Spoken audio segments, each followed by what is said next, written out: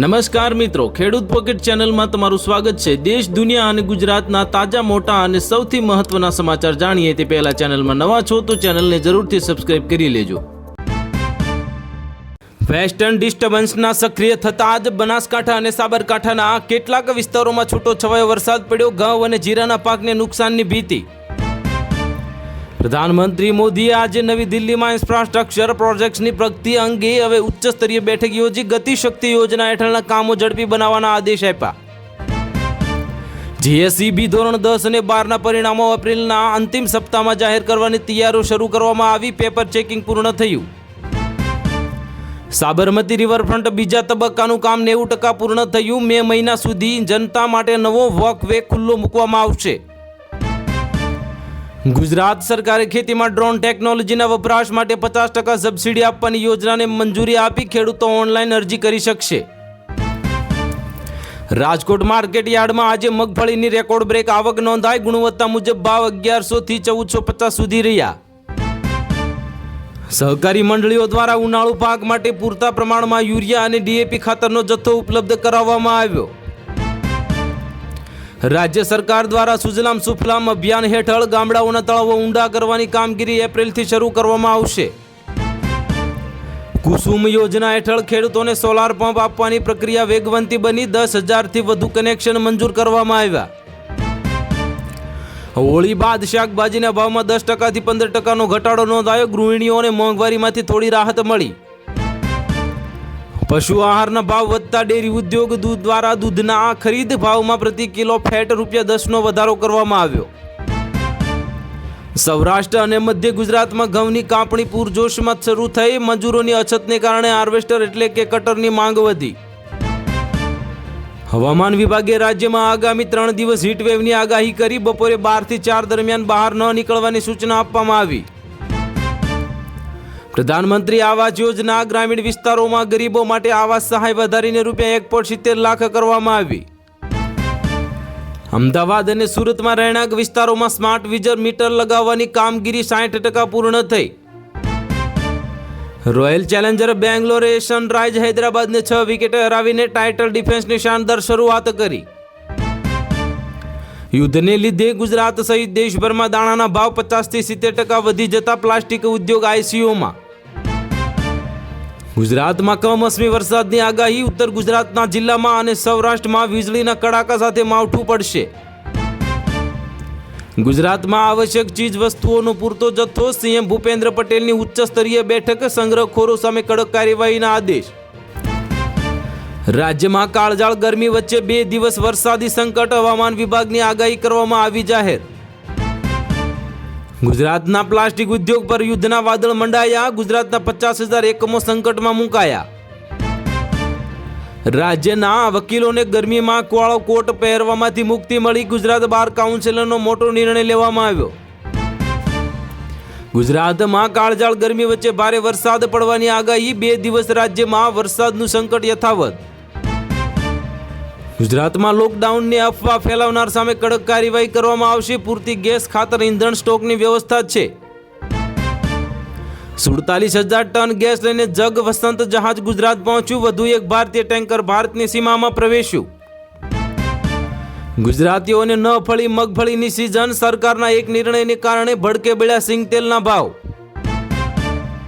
રાજ્યના ખેડૂતો માટે માઠા સમાચાર સામે આવ્યા। વેસ્ટર્ન ડિસ્ટર્બન્સના કારણે કમોસમી વરસાદની આગાહી જાહેર કરવામાં આવી।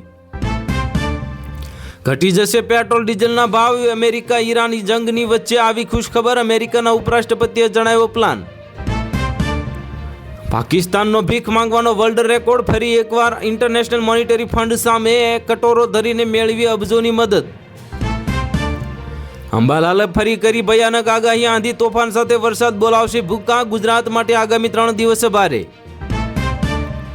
સુરતમાં જૈન મુનિ સાગર ચંદ્ર સામે રોષનો જ્વાળામુખી। અશ્લીલ ચેટ વાયરલ થતા ખળભળાટ। શોષણના આક્ષેપો સાથે સીપી કચેરીએ હજારોની મેદની ઉમટી। ઈરાન યુદ્ધ અને કથળતી અર્થવ્યવસ્થા મુદ્દે ડોનાલ્ડ ટ્રમ્પ ભરાયા। સમગ્ર અમેરિકામાં નો કિંગ્સ વિરોધ પ્રદર્શન ફાટી નીકળ્યા। સુરતના સોલાર ઉદ્યોગ પર યુદ્ધની માઠી અસર બેઠી। 25,000 કરોડના ઓર્ડર અટવાયા। નફો તો દૂર, મૂડી બચાવવી પણ મુશ્કેલ। ખાડી યુદ્ધની માઠી અસર, ગુજરાતના પ્લાસ્ટિક ઉદ્યોગમાં 70% સુધીનો ભાવ વધારો, 50,000 એકમો પર મંદીનું જોખમ. ગાંધીનગરમાં રાજકીય ખળભળાટ, મહિલા એકાઉન્ટન્ટના અપહરણ અને મારપીટ કેસમાં આમ આદમી પાર્ટીના પ્રદેશ ઉપપ્રમુખ હસમુખ પટેલની ધરપકડ. રાજકોટમાં કોળી સમાજના યુવાન પર થયેલા અત્યાચાર બાબતે પ્રવીણ રામે રાજકોટ અત્યાચાર કેસમાં દોષિત આઈપીએસ સામે કડક કાર્યવાહી અને ન્યાયની માંગણી કરી. Aam Aadmi party national joint secretary Rajubhai સોલંકીનો હિંસા વિરોધ, રાજકોટ યુવાન પર પોલીસ ક્રૂરતા મામલે કડક કાર્યવાહીની માંગ. અમદાવાદ સત્તાધાર ઓવરબ્રિજનું લોકાર્પણ, સીએમ પટેલના હસ્તે શહેરને મળશે ₹1098 કરોડના વિકાસ કાર્યોની ભેટ. પેટ્રોલના ભાવમાં પ્રતિ લીટર ₹25નો વધારો, મોંઘવારી, ડોનાલ્ડ ટ્રમ્પને ઓકાત દેખાડી, અમેરિકા સરળતાથી હાર માનવા તૈયાર.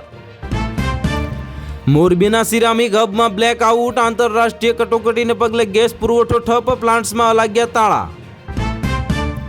યુદ્ધની અસર, સુરતમાં ભોગાવાના દ્વારા પ્રોડક્શન પર લાદશે કાપ, જાહેર સભામાં કરાશે આખરી નિર્ણય. વડોદરાના રાજકારણમાં નવો વળાંક, ભાજપના એક સમયના દબંગ નેતા મધુશ્રી વાસ્તવના પુત્રી કોંગ્રેસમાં જોડાયા. રાજકોટમાં મુખ્યમંત્રી શ્રી ભૂપેન્દ્ર પટેલના હસ્તે વયોશ્રી યોજના અન્વયે વરિષ્ઠ નાગરિકોને જીવન સહાયક ઉપકરણો આપવામાં આવ્યા. 1 એપ્રિલથી બદલાઈ રહ્યા છે 10 મોટા નિયમો, ટેક્સ, બેન્કિંગ અને ટ્રેનની ટિકિટને લગતા ફેરફારોની તમારા ખિસ્સા પર પડશે સીધી અસર. પ્રધાનમંત્રી મોદીની મન કી બાત, વૈશ્વિક યુદ્ધ, ઉર્જા સંકટ વચ્ચે દેશવાસીઓને એકજૂટ રહેવા અપીલ, કહ્યું કે અફવાઓથી દૂર રહેજો. રાજ્યની 53,000 આંગણવાડી બહેનોને થશે મોટો લાભ, ગુજરાત સરકારે કર્યું છે કે હવે 5G સ્માર્ટ આપવાનું વિશેષ આયોજન. ગુજરાતી વર્સેસ મરાઠી બાદ હવે ગુજરાતી વર્સેસ બંગાળી વિવાદ સામે આવ્યો, મહુવા મોહિત્રાનું એક નિવેદન અને સ્વતંત્રતા આંદોલન અંગે રાજકીય ઘર્ષણ તેજ. જૂનાગઢમાં પટેલ કેળવણી મંડળનો વિવાદ વકર્યો, ટ્રસ્ટીના પુત્ર ચેતન ફળદુનો ધારાસભ્ય અને વાલીઓ વિરુદ્ધ અભદ્ર વાણી વિલાસ.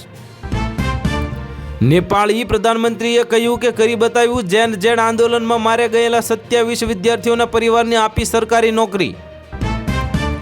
વડોદરાના ગેરકાયદે રાંધણ ગેસ રિફિલિંગ ઝડપાયું, લાખોના મુદ્દામાલ સાથે એક શખ્સ ઝડપાયો.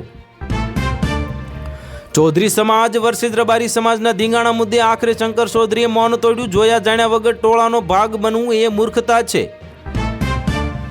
નર્મદા પરિક્રમા વાસીઓ સાવધાન રહેજો, તિલકવાડા રૂટ પર શ્વાનોનો આતંક, 16 શ્રદ્ધાળુઓ બન્યા શિકાર. મહુવામાં શિક્ષક જ બન્યો ડમી વિદ્યાર્થી, 2 પેપર આપ્યા, આ રીતે ભાંડો ફૂટ્યો, શિક્ષણ જગતમાં ખળભળાટ મચી ગયો. સંખેડાના પ્રખ્યાત ફર્નિચર ઉદ્યોગ પર સંકટના વાદળ, યુદ્ધની અસર અને મોંઘવારીના કારણે કારીગરો મુશ્કેલીમાં મુકાયા. વિદેશમાં હાફૂસ કેરીનો ક્રેઝ, યુએસ ઈરાન તણાવ વચ્ચે નવી મુંબઈથી અમેરિકા માટે પ્રથમ શિપમેન્ટ રવાના થયા. ગુજરાતના ખેડૂતો થઈ જાજો હવે તૈયાર, 1 એપ્રિલથી ટેકાના ભાવે પાક વેચવા માટે નોંધણી શરૂ કરવામાં આવશે. પશુપાલકો માટે મહત્વના સમાચાર, સરકારી પશુ દવાખાનામાં હવે સારવાર માટે ચૂકવવો પડશે ચાર્જ, 1 એપ્રિલથી અમલ થશે. તો હાલ માટે આટલું જ, મળીશું નવી અપડેટ સાથે. જો વિડીયો પસંદ આવતા હોય તો વિડીયોને લાઇક કરી દેજો અને ચેનલમાં નવા હોય તો ચેનલને કરી દેજો સબસ્ક્રાઇબ.